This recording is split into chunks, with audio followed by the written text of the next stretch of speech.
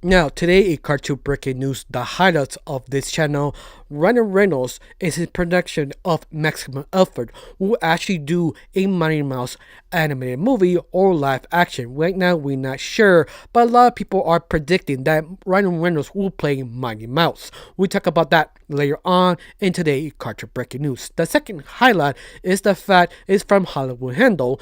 Basically, Disney added again, not learning the lesson, basically posting their film of Zootopia against Wicked 2 in the same day, same year, same month. And we talk about that could be one of the biggest mistakes of Disney next year. And the third highlight of the day, and as Mark, a cartoon creator in the cartoon community, he has to be copyright strike not once, not twice, but 4 times. We talk about what's up, what's going well with him and his situation, and so much more in Cartoon Breaking News. Of course, before I get started, I have to mention I am a little sick, so everything I say in this video will sound a little weird, a little off, because I'm still not fully there yet, so bear with me if I say something completely left ear or out of pocket. I'm sorry, I tried to focus, but sometimes when you're sick, you say stupid stuff. Yeah, I am completely sorry, but hopefully will make actually sense in the context. But other than that, let's get started of this cartoon breaking news. Of course, this is the first time on my channel. My name is Rachel. I like to talk about animation, not just animation to reviews, first impressions, cartoon theories, and sometimes, if I have some spare time, cartoon breaking news. Of course, you like how it's going, you like to help my channel, put in a like, comment, and share. That's the only thing you need to do. If not, that's fine. If you do, thank you, because of you, I am getting close to my main goal of 2,000 subscribers. And yes, I get close every single day because people put like, comment, and share. Thank you. Now let's start with the first news of the day. Now, our first news of the day, something simple, straightforward.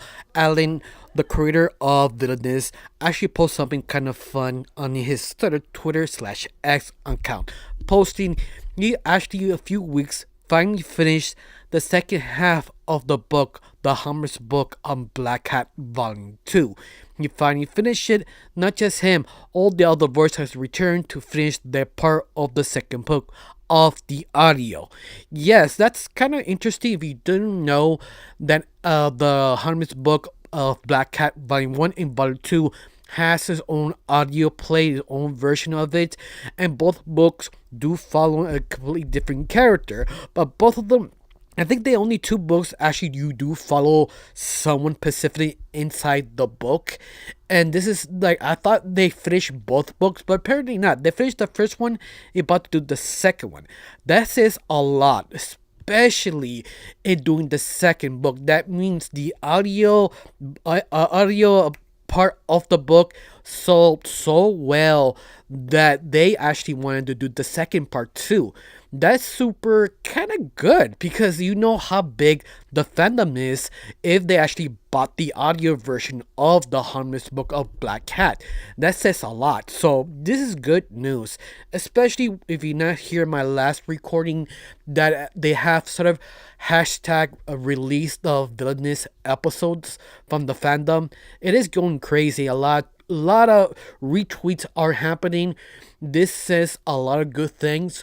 Hopefully all this kind of in lines on when they release the episodes, because the fandom is a little tired. Of course, I did talk about a separate news update on Monday. Depends how when I record this, but you get the idea. Just this is all good news. Now they wait for the second news of the day. Now, this is from actually Pan Pizza. He is very popular animator, also creator in the cartoon community, but he posts something kind of interesting, because he posts it took you a whole year to do a niche short called Animated V. Looks TV quality, and TikTok automatically demonetize your own project. It's because it looks super good. And the person who made Animated V post that he asked of TikTok, what the F? I have made this. Can you actually do something? And they give him an AR response saying, oh, thank you for your concern. We check it out. But it seems you did copyright infringement. In a way, the creator Annie, who actually made this web series, that I have to admit is pretty good. It is high quality. This feels straight of a company production kind of vibe. He made this, or she made this project, and then they monetize his own or her work. That just pisses me off, because let's face it, this would take about a year, 2 years, or maybe 5 years of work doing indie by yourself without getting paid. Finally make your own project and show the world what you can do, and you get demonetized it. That's just a BS crap of lies and degeneracy, because this, let's face it, that could easily pisses you off or anyone else how long you work making animation. Remember, if you indie, you do not get paid. You did this, hopefully you have enough success, hopefully enough money to force you keep working, and keep hoping you have enough fan base that can just generate basically and money if you're lucky, because it's really difficult, especially that he keep responding to them another version saying, yeah, we know you did not make this, please talk to us later on. But once more, it's just sort of AI machine calling back and forth, like you are not talking to a real person. And this creator is just kind of tired of it, because he worked so hard of this animation, because it is really good. Of course, I will talk about this new indie project probably next week, but I do highly recommend it. It's something is pretty good. Of course, I feel sad for the creator, because it's honestly unfair. Let's face it. You did this your own work, dedicated time, your skills, and get punished. It's just unfair completely. I don't know you. You think this is unfair? Hopefully they be fixed. But at the same time, TikTok doesn't really pay you that much. It's easier to stick in YouTube. This is the reason why a lot of TikTok creators move to YouTube, because they realize, wait a minute, we can't pay more, because TikTok does not pay you, or if they do, it's very little. I think the most popular content creator can pay at least $300 a month, and they have over 8 billion followers. Yeah, $300 or $200 is not worth it. So hopefully he just moves to YouTube. He has a YouTube account. I highly recommend. You could easily find it. But I do recommend just watching on YouTube. Get the revenue for him straight to just watching YouTube. It's completely worth watching. I highly recommend it. Hopefully this gets fixed. I don't know you, how you felt about this. Tell me down below. Let me know. Now let's talk about the next cartoon news of the day. Now for something fun, specifically something is trending in the animation boom, specifically on webtoons. There was a meme popping out of a woman just giving birth to a child, and the mother says, "Queens do not cry," and the baby just sits strong. This comes specifically from a channel called Curls, who is not really super popular. She only had about 1,500 followers, and for some reason this simple little image just blew up to 9.7 billion views and non-stop memes, because this actually belongs to a webtoon called Key Sister.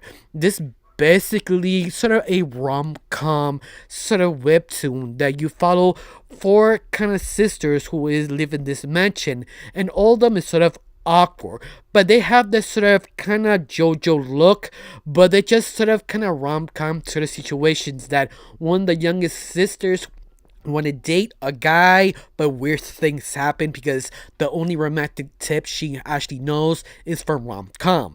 And that's sort of the pitch of this sort of meme. This meme captured the sanity of that webtoon. This is the reason why you see a lot of memes follow this sort of structure of a woman saying queens do not cry, and it's just completely straight. You have memes from Naruto, from Son the Hedgehog, for other weird other ideas for different IPs doing this structure of meme. It just sort of blew up. Even that you want to see this manga, you can find it from the webtoon section on the app, and only have about 20 chapters, and seems it's pretty popular. I didn't know was this popular or just free promotion, but the meme itself, it really sells. Especially you have that weird expression of JoJo kind of art style. It's not the same creator, it's completely different. It's just sort of odd. That's the whole point. Yeah, I love this sort of memes because you realize this is free promotion from the creator. Whoever fan posted helped her out a lot of her own webtoon. Now you know where does it come from, and a lot of people just memeing it. It's just sort of weird, it's strange. It just sort of grabs your attention, but also give the sort of girl boss vibes, like queens do not cry, and the baby just completely went straight, stop crying, become the boss. But it's just sort of the awkwardness made it kind of hilarious and re-memeable in different ideas. Just said put a character instead of the serious type. You get the idea why it's so serious. It's because queens do not cry. And that's basically the joke. I don't know, I found this kind of funny, interesting. Do you see this meme? Which character do you see to replace the mother and the daughter and reflecting in the idea? Tell me down below, let me know. Now let's talk about the next animation news of the day. Now, this is straight from Hollywood Handle posting something kind of interesting. Remember, I did post or I did comment about this about Sonic 3 and Lion King Mufasa coming out on the same day. Well, Hollywood Handle posting Sonic 3 is trying to earn 55 billion domestic, not words inside United States, and Mufasa or the Lion King is looking to get about 50,000. And this will be sort of embarrassing if Sonic 3 wins over Lion King. Even that Lion King is the reason why it's kind of failing is because it's sort of kind of boring. Like they just copy and paste everything and make everything real. It feels something like the PS2 or PS3 era of gray is real. That old joke that people believe make it more grayer, more muddier, more kind of awful, that will look like real. But that's the problem. That people don't want real. People want kind of fun designs, over top storylines, just to have a good time. And I think this is the reason why Sonic 3 could actually pull off the win and probably make more. But of course, this still kind of split about 5 billion. This could be upset that Lion King could actually go one over it, just need to pass 50,000 just to one up Sonic 3. Or who knows? Sonic 3 be so popular is overshadow Lion King. We don't know. Could be anyone's victory. In fact, I'm kind of wondering which one of these will back down in the last minute to let the other one breathe to actually earn more money. Because let's face it, the end of the game, end of the day, is all about making money. What is the best strategy? Do you think it's a good idea to at least set back one of them at least a week later just to earn the right money, just to let them break even? Once again, that's sort of my kind of thought process. If you gotta make money, I do recommend maybe Lion King move at least a week earlier, a week later, that Sonic can let it breathe, or Sonic 3 could move a week later or a week before just to let Lion King breathe. One or the other to help them earn all the bucks money they need to make a fourth part of Sonic or a third part of Lion King. Now, to be honestly, I hope Lion King Mufasa did fail just to make a point of people are tired of being realistic. Hopefully Sonic 3 will win the victory and prove people want more lively action, more lively animation. Give us a brand new storyline and give us some art, something fun, something with a soul, not gray and dull, makes reality more real, more polished. Even that the graphics become outdated automatically over 1 year because graphics just get more better each single year to the point it doesn't really matter anymore. But once again, that's my thoughts. I don't know you. Do you care? You prefer Sonic 3 to be the dominant one, or you prefer Mufasa? Tell me down below. Let me know. And that's all I can tell of this one. Now let's talk about the next cartoon news of the day.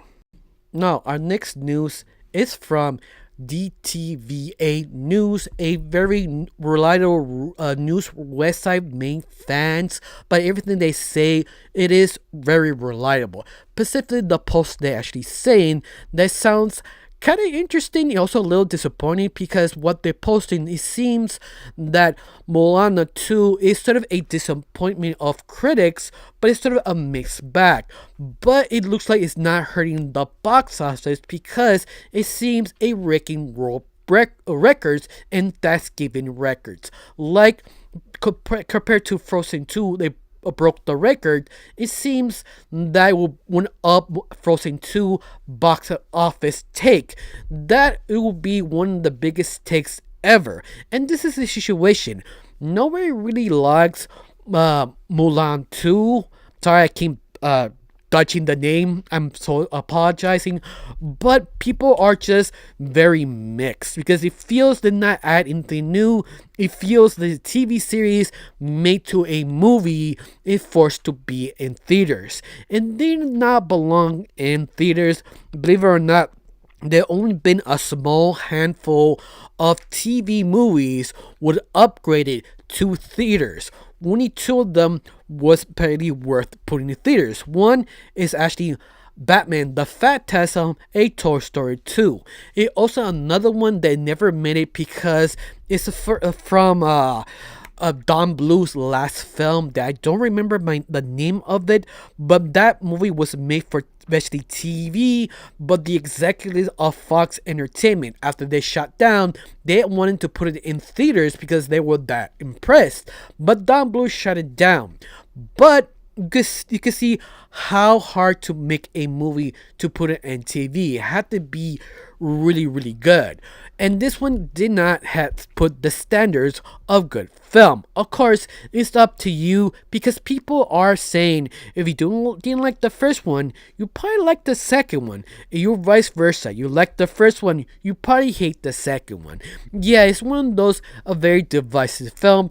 I'm not yet have seen it or not really that interested. Who knows? I probably will say it maybe later on in the future. For right now, it seems to me I prefer wait to come out in Disney Plus or buy it on digital. But for right now, have you seen it? Are you in the group who really likes it or really hates it? And on top of all this, do you think this is not learned Disney's lesson, just giving trash to animation and put it in the theater and wait to people to see it and applaud themselves doing a very bad work? Tell me down below, let me know what is your opinion on Mulan 2. Now let's talk about the next news of the day. Now, actually some good news from the same actually channel we talked about later on, DTVA News, reporting that the Doomies will have 22 episodes on the first season, excluding from the animator company of Q4 of 2024. That was sort of reported in the company, but also reported that the Doomies will come out on earlier 2025 and Disney Plus worldwide. Now, we do not have the month or day, but at least we have confidence of the year. Now, some of you are just sort of curious, what is the Doomies? I did report this a long while ago. I'm trying just to remember what the Doomie was. If I'm correct, please correct me down below. In a little while, that Doomies is basically you follow two characters in a small town where things sort of happen because they sort of accidentally opened something, and they're the ones who basically trying to put it back inside. And that's sort of the whole plot idea of the first season, or the idea of the show. But interesting enough, this was sort of supposed to be episodic till Disney says no. We wanted a long narrative story connected each single episode, something like Gravity Falls. Yeah, I think this is sort of their answer or their emptiness of Gravity Falls. This was supposed to partly fill that sort of slot. But hopefully it is that good. Of course, we could be wrong because it was sort of inspired by a little bit of Buffy the Vampire Slayer sort of show. So you have that sort of twists and turns in love relationships. They try to follow that sort of era. So we don't know. This could be really, really good, really, really bad, because this is still Disney and we don't know the angle of this till we finally see the trailer. Hopefully, this come out kind of good. Hopefully, this come out good. You never know because these things can easily be really bad or actually really good, but nobody watches it because the art style or feels the vibe fails because of the trailer. Everything could go wrong. Everything could go be good. We just don't know. But this one could be possibly the next big hit of Disney. This is why they actually want this now. They're pumping out fast as they can to coming out. But I don't know you. Are you excited? Or one of a few anime series are you excited to see in 2025? Tell me down below. Let me know. Now let's talk about the next animation news of the day. Now, our next news is from Cartoon Brew, posting on the Twitter/X the sort of director's sort of opinion how they handled the shadow of Sonic 3. They understand the lore and confidently they actually believe they did Shadow right in this film. On their words, we are very confident and very respectful about the fans, and also all you expect in the trailer will be shown in the movie and the respect of the love of the character. Of course, on this time, a lot of things sort of happen about guns and people and kids, so we are aware to figure out how to pull it off if it's done right. And they believe they did it right because you don't understand. Shadow is kind of a little bit edgelord, but he knows very specific, very questionable things. One, that Shadow has a gun, and two, Maria, her best friend of Shadow, got shot by the organization gun inside their own special ship in outside Night Universe. In the sort of secret arc machine thing. I'm sorry, I'm tripping balls, but you get the idea. But the last trailer did show that Shadow did had sort of a gun for a second. It also did show Maria will get shot, at least off screen of this film, because those things are very touchy here in the West. So they do believe they pull enough, or at least tasteful enough, to be truthful, but also not dumb enough to piss off anyone else. They don't know the franchise of Sonic, because let's face it, those two things can trigger a lot of people. This is make it or break it in the movie if they're done tastefully. And believe me, it's sort of hard to convince people who are not fans the first time watching this. They will be sort of freaking out. So they have to do this the right way. If not, they more easier not show it to make it work.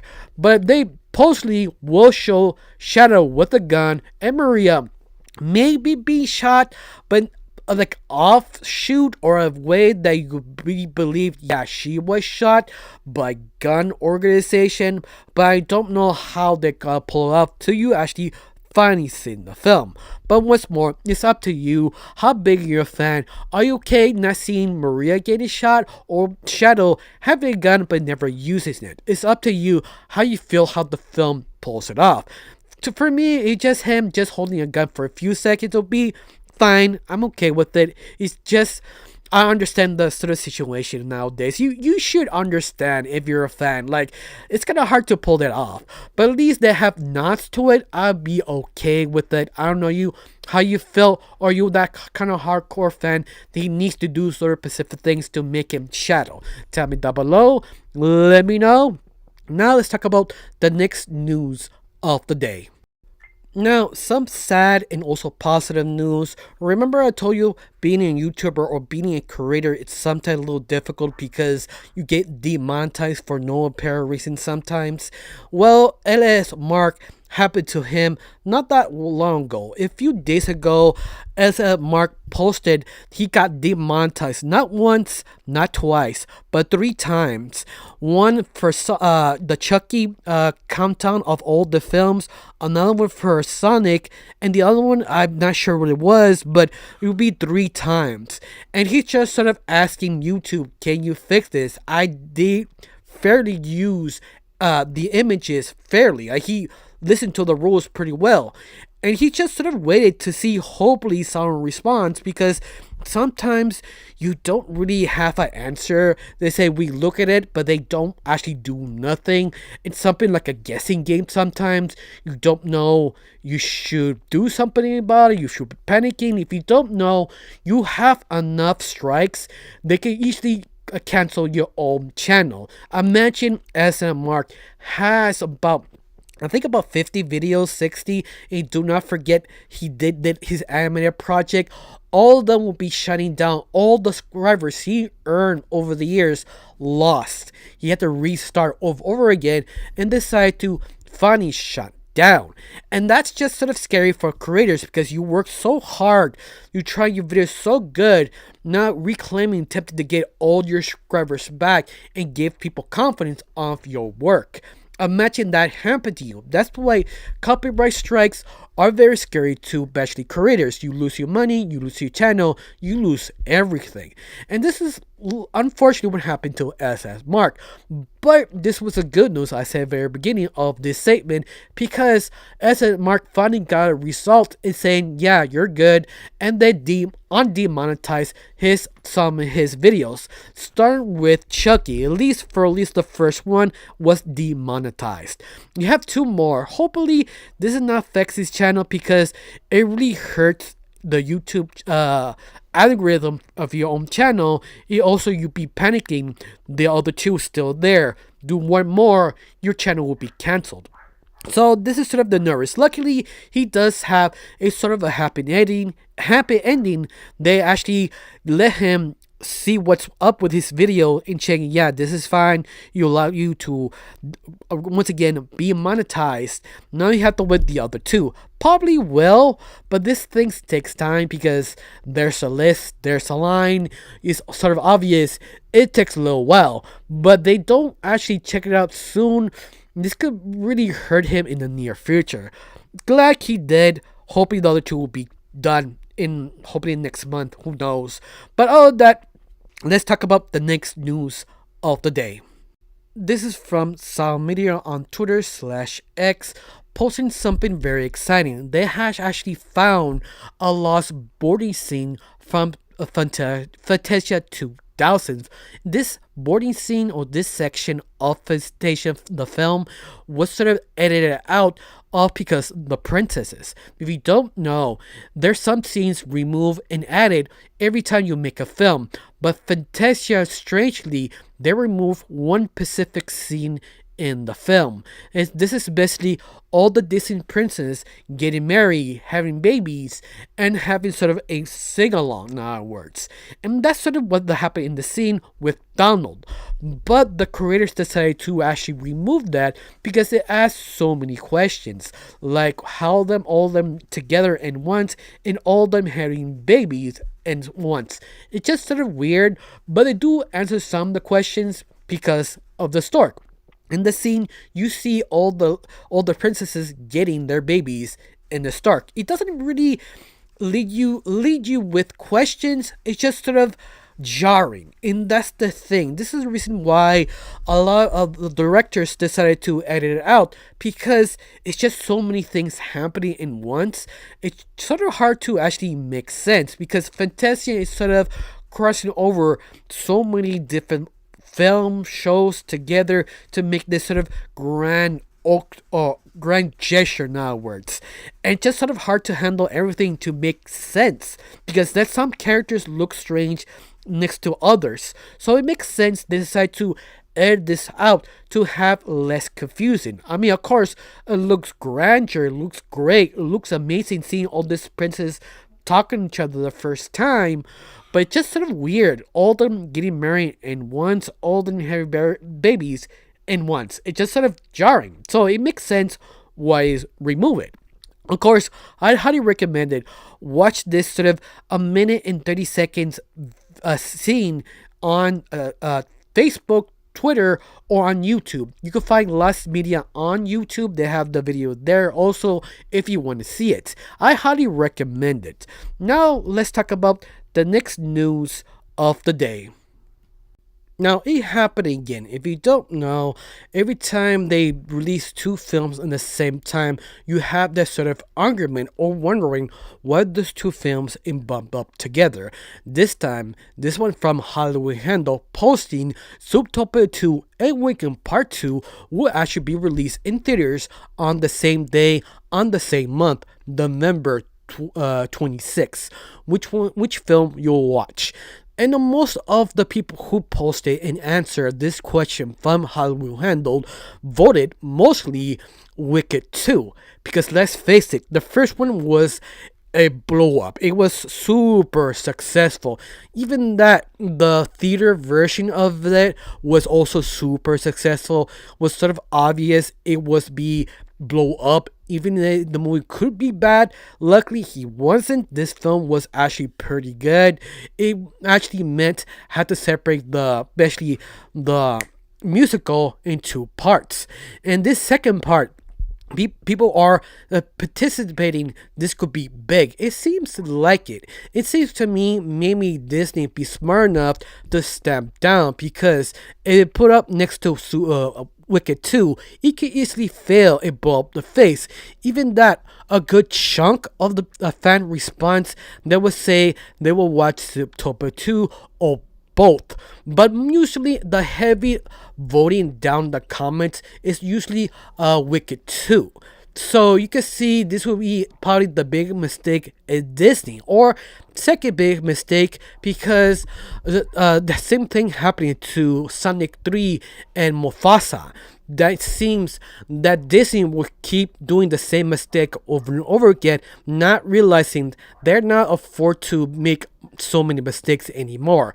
They have to basically have one clear shot, at least one or two by themselves. Releasing the film, they recuperated all their money because let's face it, any competition can ruin that chance. It also give bad more press from Disney. But be fair, I hope both movies do fine, especially Zootopia 2.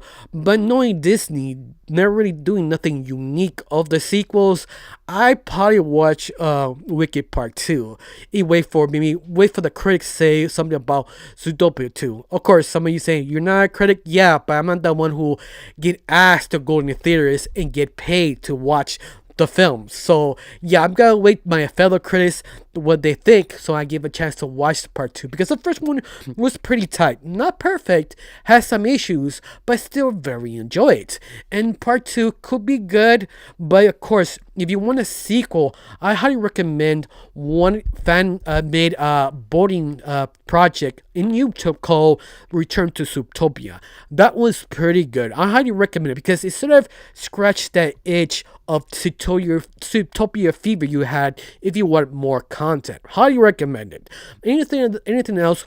Which film you will watch first, Zootopia or Wicked Part 2? Tell me down below. Let me know. Now let's talk about the next animation news of the day. Now, our next news is actually from the Anime News Network post on Twitter/X. Something very simple, it's not that really complicated, but yet it did grab my attention. They posted on their Twitter saying the live action Cells at Work film will be released new visuals in IMAX screenings in Japan. Specifically, they're getting 4D screenings for the film. And that's basically it. They actually link you up with the article, but the article really doesn't say much, so I decided just to talk about the little post they post on their Twitter account/X. Of course, it's one of those films I wasn't expecting they having the grand opening, the 4D widescreen full max theater treatment because it sells at work. It's one of those that honestly I wasn't sure this film would work in filming. Of course, some of you would probably scratching your heads and not sure what is Cells at Work. Cells at Work is sort of like Ozzy Driggs if you ever seen the series or the movie of that. That's sort of the American equivalent of that. If you're still not sure what that is, Cells at Work is sort of show you how your body works using cells as sort of anime waifus who work in the system and working other different body parts in the system, how to detect certain things to help your body to survive. That's the ones who work super hard to make sure you get all your vitamin and treatments in the right place. They use it as sort of a factory sort of term and show you all the medical basically phrases and coins of the body part, or little things that could hurt you, or how viruses, cancer, or any other illness can easily slip in your body without you knowing, and this is what the sort of cell body tempted to take it down, but does it a very smart, clever way, explaining everything. As a fact, this anime based on the manga was done so well, even doctors were impressed of all the sort of cleverness using all the body terminology and making sort of anamorphic beings to show you what this actually means and how it actually works. In fact, I highly recommend that how put a in YouTube doctor reacts to cells and work. You'll be surprised how the doctors break down each single episode, explain how the whole body works and how they explain it is correct. It's that sort of expressive, well-made detail that just blew up because of that. But other than that, it's one of those that you wasn't expecting to become live action, but in a way it kind of does make sense, but at the same time it feels kind of cheap, at least in the trailer I have seen. But who knows, maybe the film actually is way better than it actually seems. Tell me down below if you have seen the film. Is it any good, bad, it takes a perfect translation or not? Tell me down below, let me know. I got nothing else to say. Now let's talk about the next news of the day. Now, Lost Media is on fire today because they actually post another Lost Media found from the franchise of James Bond, specifically the canceled game project from James Bond's franchises. That nobody knew this was a thing. This was sort of, what I understand, kind of secret and not listed, but they actually leaked out the James Bond trailer from Lego, and possibly this was leaked from Reddit and leaked from YouTube and Twitter and Facebook and whatever website you actually follow. But besides that, what this trailer is about is basically James Bond doing his iconic, basically best moments of his franchise, and that's it, being basically Lego. And that all the responses I read down below saying they didn't know this was supposed to be a Lego movie based on James Bond's, but it seems this idea was canned because it seems, I don't know, maybe Lego or the franchise owner, maybe they disagree how the game is, or they didn't like the gameplay or didn't feel it's up to standards and decide to can it. But interesting enough, they have not one but two trailers of Lego of 007. The first one is sort of undone one that wasn't finishing rendering. They have a lot of detail missing, and one actually completely finished with sound and music. It seems to me this game is probably almost fully completed or completed, but decided to reject the idea of the last minute and just left it in the cutting board. It seems to be one of the creators or one of the teams actually didn't like this idea because they worked so hard making this game and decided screw it, they'd leak it. But other than that, we don't know who was the leaker or what was it. We only know is this was leaked in Reddit. But other than that, this trailer is actually pretty tight. I have to admit, I'm not a biggest fan of 007, but this one seems kind of fun and clever, especially this sort of kind of British humor kind of fits very well to actually James Bond because it's British. But other than that, the whole thing just sort of sets sort of the high reels of the best moments or iconic moments of 007. And believe me, it is sort of impressive and kind of funny watching this trailer because someone like me who doesn't really care about James Bond, these knows all the best moments of James Bond. Is one of those things you see a couple of trailers, couple of references, you understand which is the best moments of 007, and this one collectively chose that specific moments to to show you how fun and ridiculous this version of Lego of 007 parody. It looks pretty tight. Of course, some fans are a little disappointed this one actually did not get released or finished. In fact, I kind of wanted to play this game because it looks like pretty fun and interesting. Usually, I don't care about Lego games that much. I did play some of them, specifically one of the Star Wars, and it is pretty fun. But you play one Star Wars Lego game, you usually play them all because they usually are kind of similar, but yet they're trying to change the formula a little bit here and there. But it's the same formula. But other than that, it's still great fun, even if you're not a fan of that specific franchise. I highly recommend choose completely run whatever random Lego game and show you. You will have fun. But other than that, how I feel about this, you're disappointed this Lego version of James Bond will never be released. Tell me down below, let me know on your thoughts. Now let's talk about the next news of the day. Now our next news of this is from Tomb Hive posting on the Twitter/X account saying the final episode of Craig the Craig will premiere on Cartoon Network starting on January the 4th and 9th Eastern. And a lot of people are a little bit upset because could be the final episodes in the series. And of course, a lot of people saying, no, they still have probably one more season. If you don't know, Craig on the Creek has this sort of weird relationship with Cartoon Network. They're off again, on again. They want to cancel it, but no, they did great this year, this season. It's going back and forth. So this is the reason why people are sort of divisive. I'm not sure this will officially end. But be fair, every time they do an ending, it's pretty good because even they don't know this is the final season for them because it's Cartoon Network. Cartoon Network wants to cancel this series, but every time they think this is the time to cancel it, they can renew for one more season. And that's the thing. We don't know this is the officially final season or they get saved for one more season just because the rating was good enough. But I don't know how you felt about this. You are excited, a little disappointed, or a few people are in a group that thought Craig and Creek is boring. For me, it's actually pretty fun. It's one of those series that is just very creative, very endearing, but yet I can understand why people think this show could be boring because it sort of falls into slice of life, live the moment, be creative, and have a lot of fun with your friends as you're a kid. How you sort of walk away for your friendship more you grow up in life. And that's basically the whole show main point. Like growing up, moving on, changing, and understanding you can't go back in your past.